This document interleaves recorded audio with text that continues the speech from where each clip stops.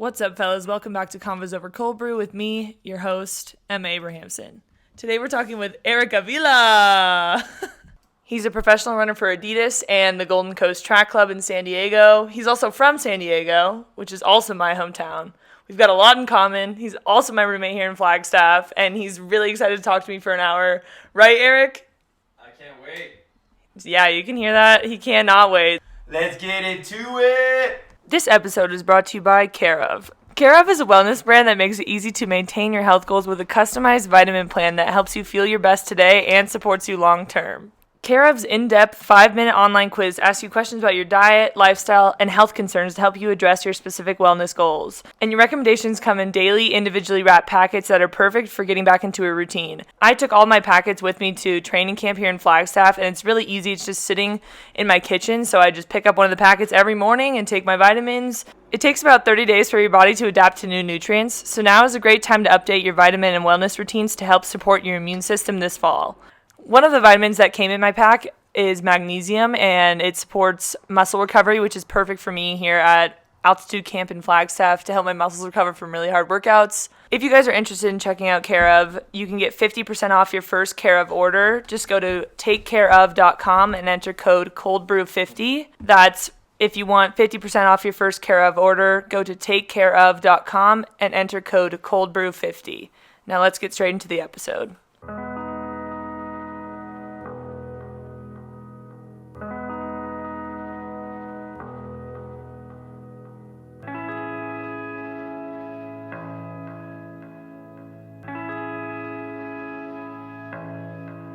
Eric, welcome to the podcast. I know you're so excited to be on here with me. He's been asking me about it all week, and he's finally on. Right, right, Eric? That's true. I actually was. I was asking, what do I have to do to get on your podcast? And I said nothing. You just have to be living with me in Flagstaff. That's the criteria. That's the criteria. Well, to get started, do you want to introduce yourself? Tell us a little bit about who you are and what you're about. Yeah, sure. My name's Eric Avila. I'm from San Diego. I live in San Diego currently, and I'm a professional runner for Adidas. Yeah, so Eric's a little older than me, so I didn't really know him growing up, but it is kind of cool how we... Age is just a number. Age is just a number, but it is... I didn't know of you until later. Okay. In later I feel like years. I knew of you as you were, like, coming through. I know, but I didn't really pay attention to, like, Yeah. anything. I don't know. It's probably a good thing. In the running world, but... I mean, we grew up in San Diego, but we were in two different areas, so you were definitely farther south than... Well, a little bit. We're probably an hour 45 apart. minutes to an hour. Yeah. San Diego is oddly large. Yeah. But yeah, I think we had probably had similar but different experiences growing up. Yeah, But definitely. we also did live in Eugene, though, at the same time. I know. I remember going to a party one time, and you were like, what are you doing here? And I was like, I don't know, I should go home. I don't know why I'm hanging out with these kids. I don't even remember that. And then I left, and I moved away from the city. Kidding. Probably for the best. Anyway. Well, how are you liking living back in San Diego now? It's really weird, as I'm sure it was for you when you moved back. But Yeah. Well, it was weird. Now it's just awesome. Yeah. But moving back a couple years ago, it was like, I don't know, you have a memory and a vision of like where you grew up, and then when you go back as an adult, it's just really different. Yeah. All of a sudden I was like, I actually didn't realize how much I didn't know about San Diego. Oh my gosh, same. I don't think I ever went downtown like once in my childhood. Really? Yeah. I don't think I went north of downtown once in my childhood. Yeah, see? So I was like, wait, there's a whole city up here. And you were up there. I was like, I didn't even know that. Yeah, I know. It is crazy. basically. Yeah. When you first moved back, were you like training with people, or did you just move back? Yeah, I was in Eugene. I moved back. My contract was ending at the time. I was with Hoka, and yeah, I kind of was trying to decide if I just wanted to like get a job. I was going to start teaching and maybe just run for fun and something like that. Yeah. So that was kind of like my initial thought, but then it just so happened that Terrence moved to San Diego, and we got coffee, and he was like, no, you should... I want you! Yeah, he was like, don't get a job. Like, Yeah. He was kind of like, yeah, like, you're too good. But at the same time, he was like, you're not good enough. Yeah. I was like, all right. Yeah. But here we are. And now he sentenced you to training camp here in Flagstaff. Something like that. Sentenced you. I don't know Great that. sentencing. This would be awesome. Yeah, you must go to Flagstaff. I was like, it's fine. I know. Sounds good. We're both choosing to be here, but how are you liking it so far? Altitude training. It's 7,000 feet. Yeah, I mean, I love Flagstaff. I did used to live here. Went to school here for a little while. Yeah. So it is pretty sweet. And the house, I don't know if you guys can see the view. Yeah, if you're watching on video, watching you on might be video, able to see the view. Beautiful track behind us. This house is pretty sweet. I'm Yeah. glad that you jumped on the opportunity to come. 'Cause Yeah. I don't know if we talk about that, but or we can Yeah, talk about it yeah. later, So Eric was in Portland a couple weeks ago, actually, and we were all just hanging out, and randomly he's like, "Oh, I have an extra room in this house in Flagstaff," and I already knew my friend Tate was going, and I hadn't even thought about like going at all. And then when you said that you had an extra room, I was like, honestly, why not? Like, I mean, I'm not in good shape, and I really want to get wrecked, at 7,000 feet, so. I'm like just starting to get back into shape, especially running wise. So Yeah. I just wanted to, I definitely didn't believe you when you said yes. I was like, that's definitely, you're just messing with me. And in the morning, I'm going to text you, and you're going to be like, I didn't say that. But in the morning, you actually texted me first. Before I got to text you about it, you texted me, I know, hey, I was I'm excited. serious. And I was like, oh, cool. Well, then let me get the logistics down. And then I know, it took about 3 seconds of convincing. Eric sent me all these details. I had already said yes, and he was still sending me details. And I was like, I'm already good to go. But I don't know. I was like, all right, well, this, and that. And yeah. Yeah. Well, it's been fun so far. I've had a good time. Have Yeah. you? I've had a great time. I like that I have my own room, so I could just Yeah. go to my room if I'm a little overstimulated. When There's everyone's too loud in the house. Yeah, we have a lot of extroverts in the house. And Yeah. It gets a little rowdy. Yeah, But, we've got- no, it's been fantastic. We've got you, me, your teammate Christian Yep. for Golden Coast Track Yep. Club. Also lives in San Diego. My friend Tate, I guess your friend too, but he lives in Portland. And then we have a few guests that have come and stayed with us for a week. Yeah, we've had 3 guests now. So as My much friend, as they're all the friends from Portland. Yeah, they it's all just decided to Portland come through. Yeah. So we have 4 permanent residents for the month, and then we've had 7 people stay here. At least 7, 3. 4 plus 3 is 7. Sorry, brain's not working. Yeah, Low yeah. oxygen. No, in but the this brain. is exactly what I wanted. I was like, Yeah. this is great. I don't know. I like to mix it up. It's nice to have different characters in the house and not take it so seriously, I guess. I mean, Craig is here all the time too. He Yeah, doesn't Craig live in our Ingalls room, for but those. He's in the house every single day, and yeah. So I mean, the house is huge, so it's great. Yeah, I mean, I feel like it makes a good training environment when everyone's like serious but not overly like weird about it. Yeah, we get our stuff done, but then we are playing way too many board games. Well, you're not as much. No, you are. Way too many board games. One board game and it's Catan, Well, yeah. and they yeah. play multiple games a day. There's I like can do 3 like or 4 games a day. I can do 1 a day max. Like that's my maximum, and then my brain is like no more. But it gets heated. It does. It's turning into like family Monopoly, where it's like Yeah. people are getting upset over where they're placing their pieces, and it's turning into like a personal thing. It's really Actually, funny, though, people are getting offended. It's funny, but it's fun. That's like I think it's bonding, right? Yeah, it definitely is bonding. We're walking away. We're gonna be like a family. So Yeah, yeah, That's what it exactly. is. Well, why come to altitude? Because I feel like you're kind of like a sciencey guy. You like the science behind it. I don't really know much about it. I just know that it's good for you and makes you a better athlete if you go for a month or so. So Sure. why do Yeah. you go to altitude? Yeah. I mean, there's 2 main reasons that I go. One is the science, the hemoglobin and hematocrit increase that you get from living at altitude. Studies show that. I mean, it's really good for endurance athletes. More red blood cells, more oxygen when you get down to sea level and all that stuff, and so that's really good. And it's good to like expose yourself to altitude as a professional runner. The more you do that, the easier it is for your body to adapt to altitude. So when we come in the springtime, when it's crunch time, I mean, you want to be able to adapt quickly and get to work. And then the second thing, especially for the fall, it's nice to get in a camp environment. I mean, Definitely. I can already tell, like, being here, even though I live by myself in Portland, I could have my own camp environment, but being here surrounded by, like, like-minded people, Yeah. it's really motivating, and it makes you get your work done. Everyone holds you accountable. yeah, no, I mean, you're around everyone is more or less doing the same thing. So then, I mean, if you don't go for a run, you kind of feel guilty, and if you don't, we're gonna make you feel guilty. Yeah, like, you didn't get exactly. your It was workout, dude. like yesterday when I decided to skip my evening bike because my hip hurt. Tate was like, "How's that bike, Emma?" I was like, Yeah. "Don't remind me, okay?" Exactly. But it's nice. You kind of need that accountability factor. I think it's healthy and it's good, and I mean, yeah, that's like the other reason you come, and because if you're in the city or back home, I mean, yeah, you can fall into normalcy, which is good too, but it is nice to come here and everyone's on the same page for the most part, and Taking it seriously. Yeah, or somewhat seriously. Yeah. Yeah. So, I mean, Catan, but add that in there. But even like the meals and stuff, it's the same thing. Like, yeah. Even last night, I was with Craig, and we were like, oh, we should go out to this place and get food and do that and go get some drinks. And it was like, no, we should just go home. Yeah. And that's what we did. We came home, watched a movie.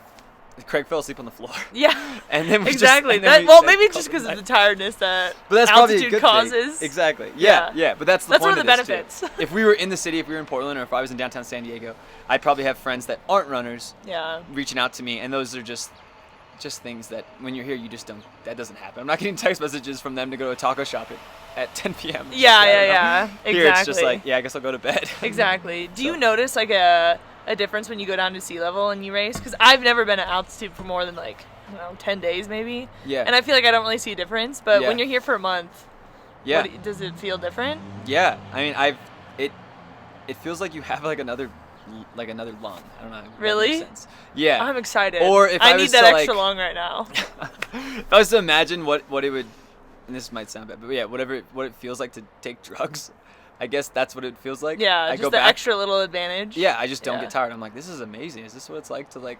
Gosh, I'm like, excited. Just I not can't wait. be tired. Like, yeah, and I remember doing. I think it was like last time I was at altitude was last fall because of the year that COVID and everything. I didn't go this year, so this is actually my first camp for 2020. And last fall, I did a turkey trot. And I remember it was a 10K, which is pretty long for me. Yeah. But I remember in the race, I had just came off the mountain, and that feeling of like, I'm not getting tired. I can make surges, and I could in the race, and I just remember thinking like, I was almost laughing inside because I was giddy. I was just like, wow, I have so much oxygen going through my body right now, and that was really cool. So yeah, I hope it works out for you. I really hope it does. Yeah. Well, the first I don't know, 4 to 10 days you said was going to be hard, and it was nothing but hard. Yep. Like every you passed run, that now. So. I passed it. I feel much better now. My body's a little bit adapted, but I feel like everyone was in this kind of struggle city. You feel like I've handled it fine. Yeah. Maybe that's because you're like used. I come all the time. Yeah. Yeah. And so that's the thing I was telling them too is the more you come, it's kind of like blowing up a balloon. The first time you blow up a balloon, it's usually pretty hard to stretch. Yeah. And then the more you do it, if you were to, I guess, blow up a balloon, this same balloon over and over, it's going to blow up very easily. Yeah. And that's pretty much how it is with adapting to altitude in your body. So. I feel like that's adapting to training too. Yeah, totally. Yeah. So once you've been there, it's a little easier the second time. Yeah. And third time. Good. Well, I can't wait to come again, Yeah. Well, dude, I already told you should come in the spring. And I like mixing up the house too. I actually also prefer living in a house of mixed genders because I think, at least for me, when it's a house of all guys, it gets a little too much testosterone. Yeah, I can already see that happening. It already is. That's. I'm like, how is this happening when I'm here? Yeah, no, it's true. And I was like, guys, what are we doing? No, it's okay. This is what I expected. Yeah, but that's why I was trying to get one more girl in the house just to balance it out a little bit more. But maybe in the spring, maybe we'll figure something out. Yeah, that'd be fun. We got a couple more months to go. Yeah, you got a little bit of time. Yeah. You got a little more fitness, and then. Yeah, hopefully I'll be a little bit more fit by then. So it'd be fun. We could do like a follow-up, maybe a follow-up podcast. Yeah, follow-up podcast. See how we're doing. So 6 months ago, 6 months ago, we were sitting on this exact same porch. Yeah. That no one can see because most are listening on audio. That's true. Well, we can tell them we're on a porch, and there's a track. It's beautiful. I wish that you could see it, man. Look at it. Yeah, it is amazing. It is a very pretty view. Well, you said that you lived here back in the day. Yeah. So right out of high school, you committed to NAU. I did. Which is a really good running school. Yeah, they're pretty good. Yeah. Was that why you committed there? Yeah. I mean, they weren't as good as they are now. Yeah. But they were pretty darn good. There's a guy, you probably heard, Lopez Lamong. Yeah. So he was on the team. Bowerman. He's on the Bowerman team. Yep. And so he was on the team. And I remember I wanted to be like him. And they had some other good guys. But, I came here out of high school. I was a little young. I was a 17-year-old freshman in college. Man. And, it was fun. Yeah. What were your PRs in high school, if you don't mind me asking? If you recall. Yeah, no, it's fine. 9:01 in the 2 mile and 4:14 in the mile. I had to think about that. What do you think about people's times these days? Because I feel like even for me leaving high school, people are running so much faster than what I did back in 2012. It's crazy. Yeah. I don't even know what the guy's 3,200 record is anymore. I mean, German Fernandez maybe? I don't know. Or just someone else. I feel like someone broke it recently. I don't know. Yeah, I Come on, I assume you know. You're the stats guy. I mean, yeah, I stopped following. Well, yeah. Stopped following high school. I stopped following high school. Sorry, Yeah. I follow it a little bit. I'll catch it from time to time on social media. But I mean, that Nico Young, he's at NAU. Yeah. And, I mean, I raced him this year at the Millrose Games. Yeah. And I was like terrified. I'm like, if I no offense, Nico, I'm like, I don't want to lose this guy. No, I think but every this kid single is an professional, absolute animal. Like he's Yeah. so talented. every single professional runner guy like that was in that race, I think had Yeah. the same exact. I thought hate as when you. the meat drivers do that. Yeah, well, but at because the they same hype time, it I'm up like, because they want the high Right. schooler to like beat all the pros. yeah, and he ran out of his mind. And I remember Yeah. talking to him before the race, and I knew his coach because I raced his coach a couple of years ago. It's kind of weird. And I talked to him before the race, and he was really nervous in like the holding zone. Yeah. There's cameras everywhere, and were you there? I was at Millrose. Millrose? Okay, so Yeah. it's a circus. Like there's Yeah. tons of people. If you It guys is have never been, wild. if you happen to be in Yeah. New York at the end of January, early February, you should go. But anyway, yeah, I talked to Nico, and I remember telling him, I like said hi, and I told him, I was like, hey man, my name's Eric. I'm the California don't high beat me. school. No, I told him I was like, I'm the California high school 2-mile state champ, and I know he is too. And he goes, what? And I was like, yeah, this is like a long time ago. And he's just laughing, and then I just told him like, hey, look, just sit on me. I'm gonna go to the back. Yeah. And he goes, oh, you are? And I was like, yeah, I'm gonna be at the back of the field, just because I didn't want to go to the front. Yeah. And I told him like, just hang on, and he sat right on me for too long. I got Yeah. nervous. I was like, this kid is not going anywhere. But For too long. yeah, he was on Made me you like, for so nervous. long. He did make me nervous, but anyway, and, I mean, I ended up beating him. Thanks, but Yeah. I was scared. No, I'm not trying to flex. So I flexed. I beat Nico Young. Whew. I don't know if that'll ever happen again. So Nico, you're an animal. There you go. Anyway. Okay, so let's go back to your college experience.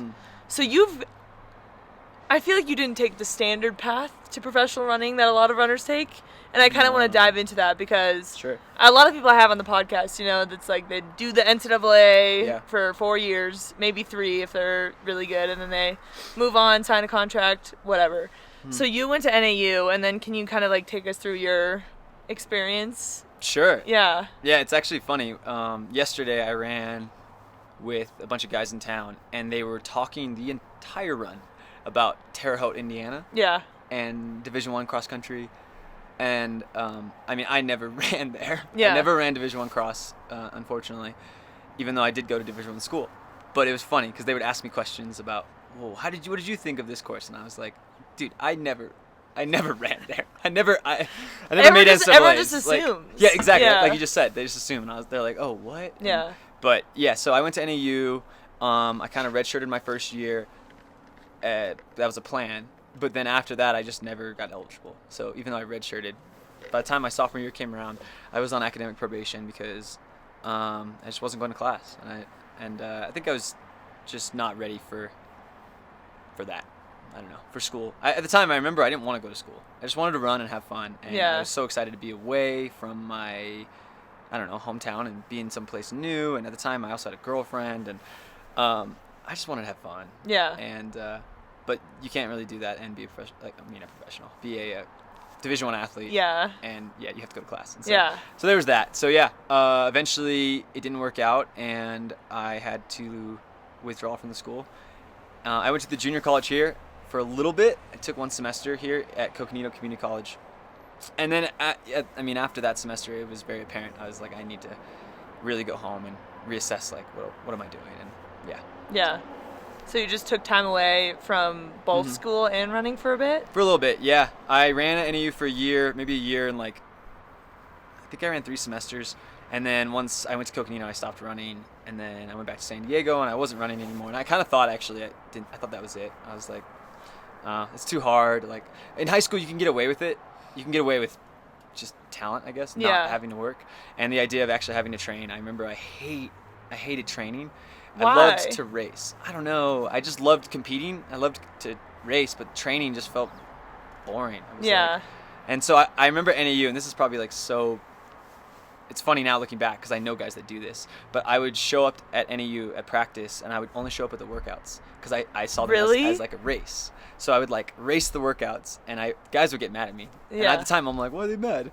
And then I would not show up to practice the rest of the week, and I wouldn't even run. And then I would show up on workout days because I didn't actually want to do the 9-mile run, 8-mile run. Like, Yeah. I was just like, that sounds so boring. I don't want to do that. And then I would just show up on workout days. But I mean, What was your training like in high school then? Was it like a big shift? oh yeah, I only ran like 25 miles a week in high school. Oh, I just yeah. played soccer and like Yeah. just got by on my talent and Yeah. like competitive, just being competitive. Yeah. Yeah, so this was a shock to come here. Yeah. I remember they jumped me up to 70 miles a week, and I was like... That's a massive jump. Yeah, and to me at the time, I was like, what? Yeah. You have to what? And on Sundays, they would run over an hour, and I was like, you have to run over an hour? Why would I do that? It sounds terrible. What? And I remember thinking, like, how is that going to help me in a mile race where I'm only running for 4 minutes? Yeah. But at the time, again, I guess I wasn't interested. And when they redshirted me, I remember I wasn't racing, so I also thought, like, well, none of this is getting me motivated. Yeah. But maybe looking back, I think I was just really young. So. I mean, when you're not in the right headspace to like want to do that, then it's almost impossible. Like, you can't just rely on talent once you get to NCAA. Yeah. Because everyone's working so hard. Yeah, exactly. I mean, I think I just had like a lot of growing up to do. Yeah. And yeah, I mean, you're not ready at all. And now it's funny because now I get excited for. Yeah, like I would never have expected to just like by knowing you because you love. Like the process. Yeah, you have to fall in love with the process, and that is like, especially now, it's almost like interesting where the moments they come and go. So like you win a race, and you almost have to like take 5 minutes to enjoy it, take a day or two, but then you got to get right back on it. Yeah, and so you have to really enjoy the process. Yeah, and that makes it so fulfilling too, just like anything. Yeah, it's rewarding that way. But yeah, I think it took me time to figure that out. Yeah. This is completely off topic. I was listening to some podcast the other day, a couple weeks ago actually, and I don't remember what podcast it is, but they were telling me that like your body releases more, is it dopamine? When, like during the process, not like you have a big rush of dopamine at the, I don't know, big celebration or whatever, but more dopamine gets released like over the course of the process. I don't. Sure. It sounds like. I mean, I'm not scientific at all, but it kind of makes sense because, like you said, it's really fulfilling to like achieve like a goal or whatever. But you're spending the most time doing the work like leading up to it, and that's what's ultimately fulfilling out of the whole thing is the process and like the hard work. Yeah, I mean, it's almost like you can. This might be a weird comparison, but you can compare it to like a relationship with a significant other. You have like a honeymoon phase where you're almost like you feel like you're on drugs because you're just like your dopamine's being rushed. Yeah. Your brain is being flooded. But then after a while, that's going to subside, and then you're going to have a companionship love. Yeah. And that's very different than I don't know if it's a lustful love, but but they're Yeah. different. And so in a weird way, that's what it is. And the companionship love is more stable. Yeah. It's more long term, and there's a process through it all. Yeah. But it comes out with rewards as well. And so in a weird way, going through the process of training, you are given rewards and little, valleys and peaks and stuff. But that's how I viewed it, at least. I was like, okay, well, before I just wanted the fun stuff. I didn't want to actually go through the whole work, but now this is what it is. It's more rewarding. No, yeah, it is, and it's what it is. So. That's what one of our team mottos was in college, was enjoy the process. Because if you don't do that, you're not even going to be able to achieve the big goals because if you don't put in the work and like have fun doing it, your mentality's not going to be there to do the big races. Right. What's the saying in college? It was summer miles bring fall smiles. Yeah. It was supposed to get you excited for cross country or something like that. Well, summer miles, it's kind of monotonous. I mean, I remember every summer it was like, okay, 50 miles a week, boom, boom, boom, like maybe a temple run thrown in here and there, but it was just a lot of. I don't think I ran a summer until the summer before my senior year of college. My first summer I actually ran all summer. What? Yeah. Even when I was at Southern Oregon, which we haven't even talked about. Yeah, every summer I didn't even run. I would go home and just surf and hang out. What? Yeah. See, I don't even know how you could do that because I put in summers every year and I was still my senior year was amazing and I was like, oh, I should have been running every summer. Oh my god. I know the base building period is really important. It's so funny looking back. Yeah. Yeah. Okay, so going back into your story. So you took time off from school and running. What were you doing during that time? I was working construction. Yeah, so I was working for a real estate development company. This is also during the housing market crash of 2008. Well, it started in 2008. Yeah. But this, for me, would have been about 2010. But I mean, the housing market crash took years to recover. And so during this time, a family friend and high school coach, he owns a real estate business, and he was buying up these foreclosed homes and fixing them up and putting them on the market, or I think he was just fixing them up and waiting to put them on the market. Anyway, I was one of the guys that he hired me to help him out, and it was a lot of manual labor. It was the hardest work I've ever done in my life. And then how did you transition from that back into running? Or I guess what was your path back into the sport? So I took some time off. And then as I was working, I was the boss of a smaller contingent of guys. I would sometimes, not always, but sometimes go down to like Home Depot and pick up some workers, and I was practicing my Spanish, which was kind of fun for a little bit. But then I remember when I'd work with them, they were all a lot older than me. Some of them were even 40, in their 30s, and I was like 21. I was 20. I might have been 20. Yeah. And I was their boss. And I remember thinking, what? And I would talk to them, and I thought I was making a lot of money, but I went from having no money to like all of a sudden I'm making some money. Yeah. And I remember them telling me like, don't do this, like go back to school, kid, like, yeah, you know. And they're telling me about their life, and it was like, it sounded hard, it sounded really rough, yeah, not fun. So that coinciding with other life things that happened, I was like, okay, I'll go back to school. And then when I went back to the junior college in town in San Diego. Yeah, so I went to junior college in San Diego, and I was taking some classes, and then one of the guys in the class recognized me. I guess he was like a track runner in the San Diego area. Yeah. And he was like, "Oh my God, are you Eric Avila?" And I was like, "Yeah." Yeah. And he goes, "Oh my God, you're such a good runner." And I was like, "Oh, I don't run anymore." Like, he goes, "Why not? Like, what are you talking about?" And then eventually he twisted my arm to like come out to practice and hang out with them. And at the time I was like, I could use some friends. Yeah. I don't really have any friends right now, so sure. So I went and hung out with them, and our hangout would like, we'd go for a run. And I remember I was like, this sucks, I hate this. But then I had to change my mindset, because then I was like, you know what, instead of it looking at it as training, I'm looking at it as like, I'm gonna go hang out with my friends. We just happen to be running. Yeah. And socializing. Yeah, it was like my social hour. So I would go twice a week. I would go Tuesdays and Thursdays only, and then I had to work the rest of the time. But that's how I got into it. And then the coach at the junior college, I had like a coffee meeting with him, and he was like all excited. You know, he was like, hey, like you can actually do something if you ran every day, not just twice a week. Yeah. And I was like, I don't know. And then eventually I did start running more, and I quit the construction job, started running more regularly, and then I ran a 5K because the coach wanted to know where my fitness level was. He's like, well, I need to write workouts for you, so I need to know where your fitness level is, and so I'm gonna have you run this 5K. And I ran it, and I barely broke 17 minutes, which for a guy is not very fast. Yeah. And I was in so much pain, and I remember he was excited, and I was like, no, I'm never running again. Like, yeah. That was terrible. Yeah. I got dead last. I got lapped by a bunch of people. Yeah. And it's just little did I know that was actually like the start of my running career back again. Yeah. Fun, so, I mean, it sounds like you weren't very pleased with that time. How did you? No, not at all. How did you like come out of that? How were you like, yes, I'm gonna keep working at this? I think just that group of friends. Yeah. They were like, come out again. I was like, no, this is terrible. Yeah. Like, I hate this. Yeah. Like, and they're like, no, come on, just come hang out with us, and then we're gonna go get burritos. Then we're gonna go surf. And I was like, fine. Okay. Yeah. And that was literally what did it. And I just kept going out. And then all of a sudden I was losing a little bit of weight, and because I had gained a lot of weight, and then I was getting a little bit faster. And then the thing that really tipped it over was that summer. This is 2011. It was impactful for me because a group of the guys, they were racing in Eugene at the USATF Junior Outdoor Championships. Yeah, and a lot of times they coincide with the seniors. Mm-hmm. So you'll have like the under 20 races, and then you'll have the senior men's go. So I went for fun just to do something that summer. I was like, okay, I'll go to Eugene. Like, I've never been. And were you racing? No. Okay. No. I was like barely. I just ran 16:40. Okay, I thought maybe it was. Yeah. I don't think they'd let me in, but maybe. I mean, I should have asked. Yeah, come on. I could have asked, shoot your shot. Yeah, shoot my shot. I'll be here next year. You'll see. Yeah. Yeah. They would have been like, go home, kid. But yeah, so I went to watch my friends, and when I was watching them run, I saw a lot of guys in the senior races that I raced like in high school. And like Centrowitz won the 1500 that year. It was like his first senior title. And I remember when I was in high school, I thought Centro and I were on the same level. Like we came out of high school the same year. We had about similar high school times or something like that. Close enough. And I saw him win the senior title, and I thought, what the heck am I doing? Like that could have been me if I trained and something like that.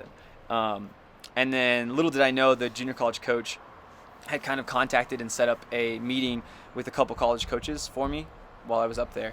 And one of them was the coach at Southern Oregon University. And we sat down, and he showed me the campus, and I was like, wow, this is really cool. But, like, does he know my grades? Does he know, like, I just started back at school, and I don't know what he wants. And then he offered me a scholarship on the spot. And the first thing I told him, I remember I said, "You do know I just ran 16:45 for a 5K." And he goes, "What'd you run in high school?" And I was like, 9 flat. And he goes, yeah. The scholarship's on the table. And I was like, all right, whatever. Sure. Yeah. So I go home. Sure. Yeah, I was like, this guy's an idiot. I probably can't even get into this college right now, let alone run for this team. I'd be maybe top 7 on their girls squad. And I don't know. And then I go home, and then I don't know, a week goes by, and I call him back. I'm like, all right, if you could get me into the school, like, I'll be there this fall. But I don't know if you're going to be able to get me in. And it was like a headache, but he was able to get me in. I had to get like letters of recommendation and stuff to get me in retroactively because my GPA was below a 2. Yeah, that's crazy. Yeah. And then so I got in on probation, and I had to like hold a 3.0 to stay in or something like that. But luckily, when you go to class, your GPA usually takes care of itself. Yeah. So I was fine. It's kind of crazy how that happens. It is nuts. I know. I was like, wow, this is kind of fun actually. Learning all these things. Learning all these things. Grades are getting good. I'm not on probation. Man. Yeah, people respect you more too. Yeah, that is crazy. Yeah, I know. It's crazy. Yeah. So how was your Southern Oregon experience? I mean, you made massive jumps. Mm-hmm. Yeah. What do you think caused that? Just consistency. Like I actually trained. Yeah. I guess, yeah. I actually trained compared to what I did in the past. The coach was really cool, too. He's still one of my best friends. His name's Greer Gatlin. And I think we also clicked, whether I realized it or not. He is very, I'd say he has a really high emotional intelligence. And he's able to, like, I don't know, tap my motivation in the right spot. And so... just kind of know how someone works. Yeah, exactly. And like when I was at NAU, I remember it was so intense to me. A lot of kids experience this. They're good in high school. They're the number 1 athlete or something, and then they go to a school like you went to Oregon. Yeah. Yeah. Everyone was number 1. Everyone was number 1 in high school. I mean, and unfortunately or not, you're gonna have some people that are gonna flourish or crash in that. Yeah. Environment. And I remember when I got to NAU, everyone was good, and I struggled with that. Yeah. Because I was used to being the top guy, and I don't think I had the emotional maturity to like handle getting my butt kicked. Yeah. And then when I got to SOU, it was the other way around. I mean, I was the worst guy because I was just so out of shape.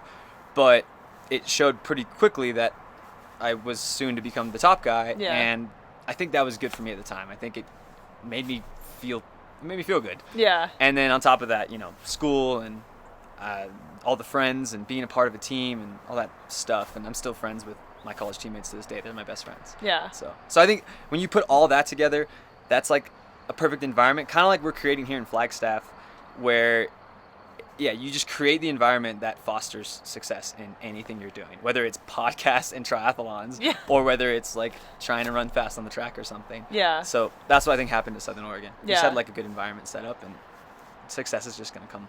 Yeah, and that's what I feel like a lot of teams are trying to do in the professional world, and that's what I feel like it's kind of lacked over the last... 100%. I don't know. I don't even know how many 100%. years, but I feel like people are doing a better job now of like... We're not robots. Understanding as the athletes, importance of the team environment and like fostering that positive community that kind of...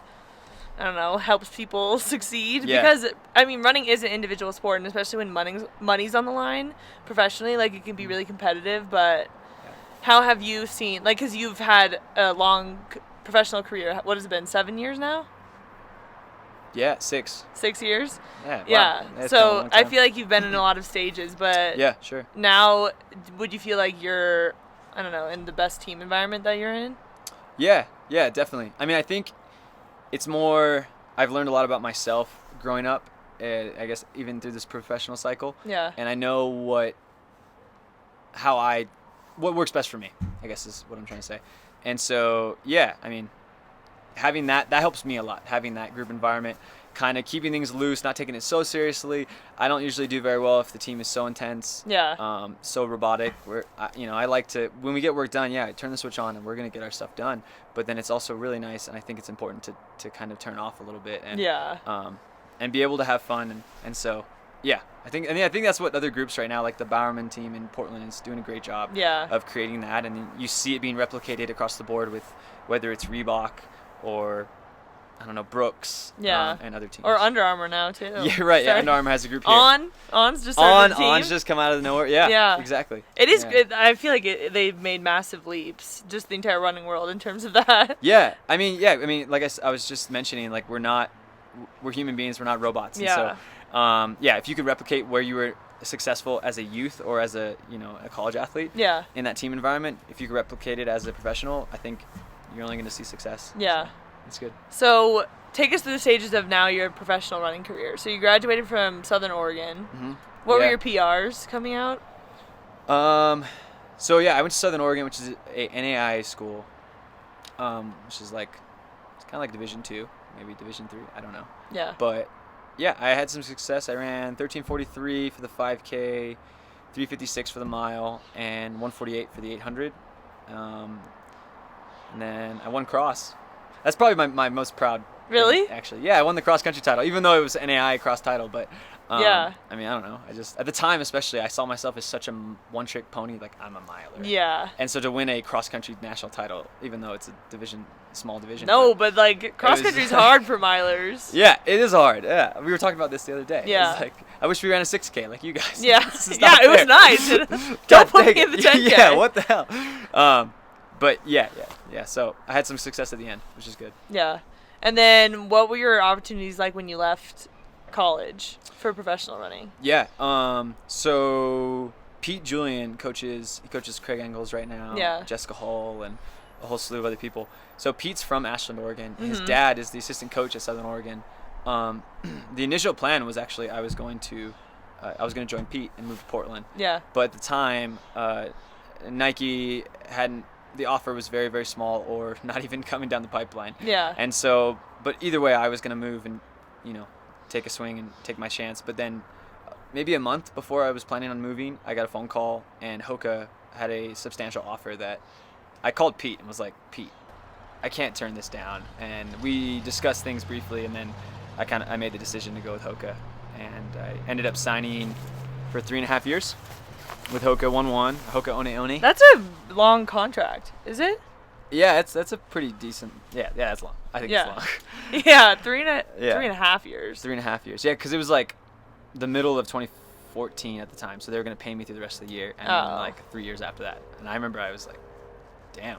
Yeah. Yeah, but it's interesting how things go, because at the time I remember thinking like when you're young, 3 years sounds so long. Oh my gosh, yeah. 3.5 years, I'm like, I could get a when you're bachelor's degree. when you're right out of college, you're like 3 years, like committing to something for 3 years is a long time. It's crazy, but it went by so fast. And also, if you would have told me what the next 3 years were gonna be like, I don't know if I would have signed it, just because it was a roller coaster. It had nothing to do with Hoka at all. It was more like, again, more growing needed to be done on my end, and it was interesting. So. What do you mean? Can you expand on the? Sure. Yeah. So, the issue with signing with Hoka is they were such a new company. There was no team, so we talked about having a team environment. Yeah. There was no team set up, and at the time it was like, okay, so I'll have this, sponsor, but just I guess keep doing what I'm doing. So I stayed in Ashland.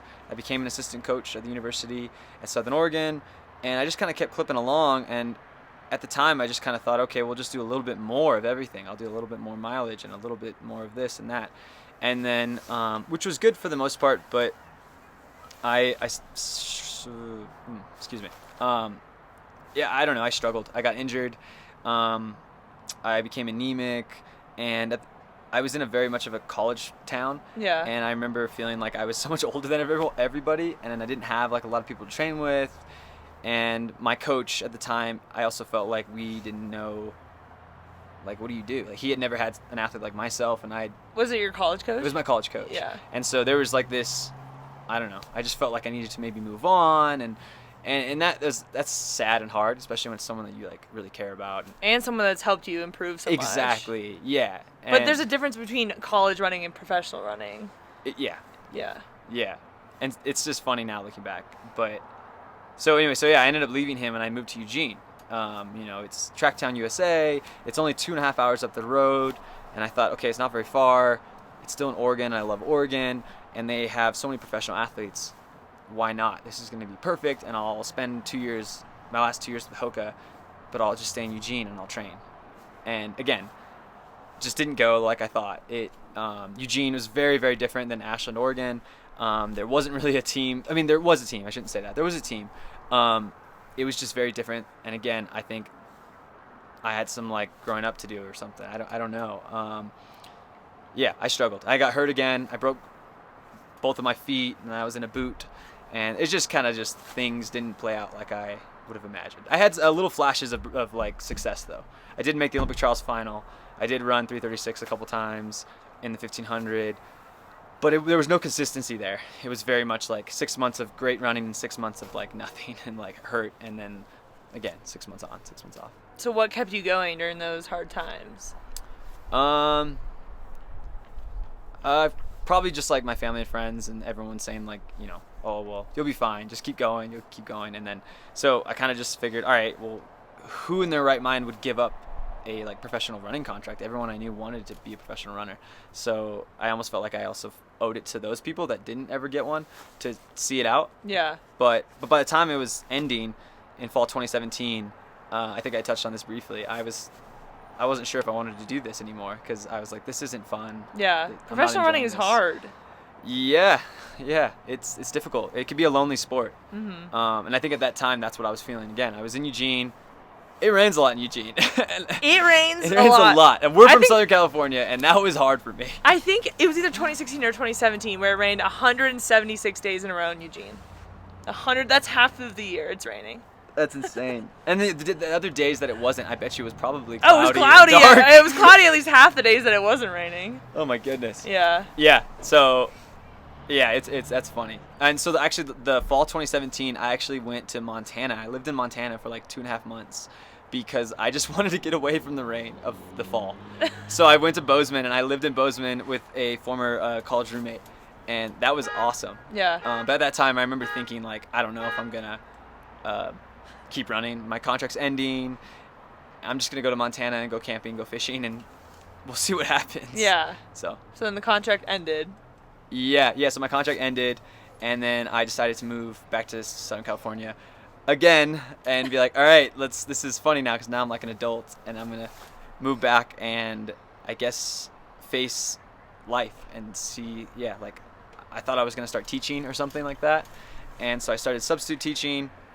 And then shortly after, Terrence Mahone had moved to San Diego, and we got coffee, and that's when we sat down, and he was just like, he kind of explained to me why he thinks things didn't work and what he thinks could be better, and if I was interested. And of course I was like, I was interested. Like, yeah. All right, we'll see how this goes. And then it didn't take much for, a bit convincing. 4 weeks later, this is now January 2018, I was here in Flagstaff with his team training, and I quickly was like, oh yeah, okay, this guy's legit. This guy's an amazing coach.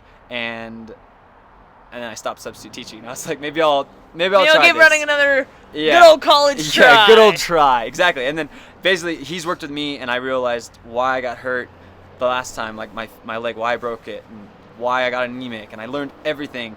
And ever since then, it's been a very positive, like upward trajectory of my running, and it's exciting. Yeah. So what have you accomplished with him now? A lot more consistency. Yeah. I've gotten extremely strong aerobically, a lot stronger. I might even dabble with the 5K here in December. Whoa! Look out!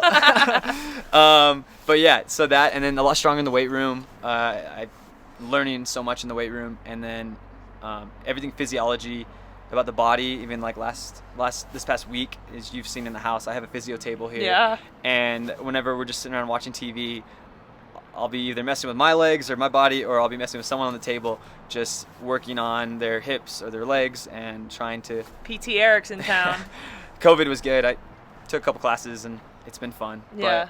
But yeah, it's some success. I was a whisker away from a U.S. Professional title indoors in 2019 in the 2 mile, and I've had a number of top 10 finishes at USA Outdoors. I got 5th place in 2019 in the 1500. I made it my first U.S. squad.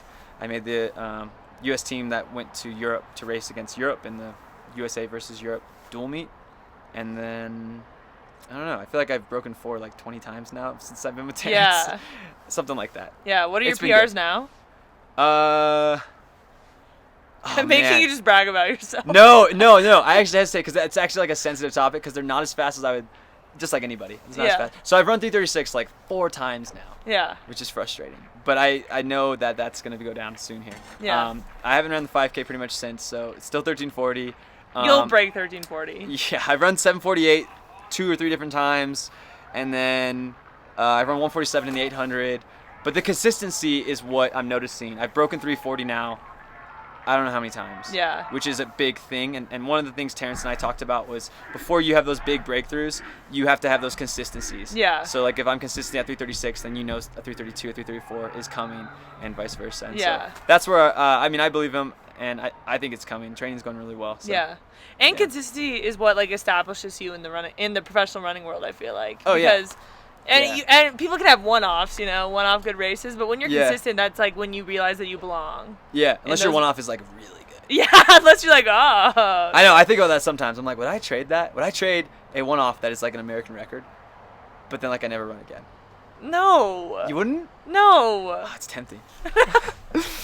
Fair. Okay, I guess because your record would go down, right? I mean, that's Yeah, why your record would go down eventually, and then what would you be known for? The one-off? for breaking Maybe. 420 times. Is that what I'm known for? 20. I don't know, I you had tell that me. in my bio at one point as like a joke. I think I counted it. Not It was like, trying to flex. hey, you told me to flex, so here I am. I'm making it flex. Okay, well, what do you want to accomplish now, moving forward? What are your goals?